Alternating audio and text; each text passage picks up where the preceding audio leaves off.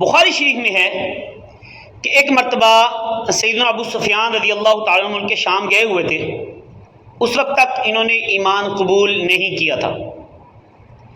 بادشاہ ہرقل نے انہیں اپنے دربار میں بلایا اور ان سے پیارے آقا صلی اللہ علیہ وسلم کے متعلق کچھ سوالات پوچھے.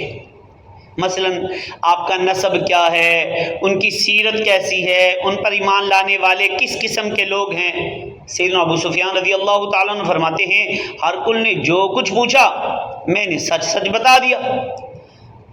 اس پر ہرقل بولا اے ابو سفیان، جو تم نے بتایا اگر سچ ہے تو جہاں میں آج کھڑا ہوں ان قریب ان نبی علیہ الصلوۃ والسلام کی حکومت یہاں بھی قائم ہو جائے گی.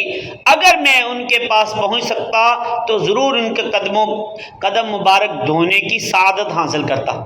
جب ہرقل کے پاس پیارے محبوب صلی اللہ علیہ وسلم کا خط مبارک پہنچا، آپ صلی اللہ علیہ وسلم نے اسے ایمان کی دعوت ارشاد فرمائی. اب ہرقل نے اپنے ملک کے وزیروں مشیروں کو جمع کیا، ایک بڑے حال میں بٹھا لیا، خود تخت پر بیٹھا اور دروازے بند کروا دیے.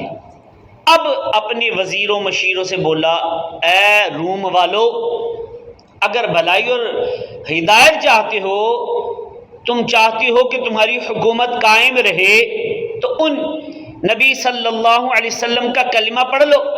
بس یہ سننے کی دیر تھی کہ وزیر مشیر اٹھے اور باہر کی طرف دوڑ پڑے.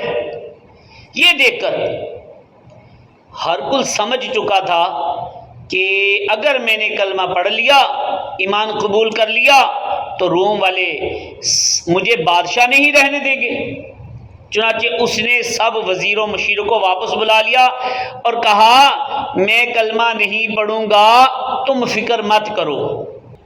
آپ ہرقل کی بدقسمتی دیکھیے کہ یہ خوب جانتا تھا، اچھی طرح جانتا تھا کہ محمد مصطفیٰ صلی اللہ علیہ وسلم سچے نبی ہیں، مگر اس کے دل پر بادشاہت کی حرص غالب آئی.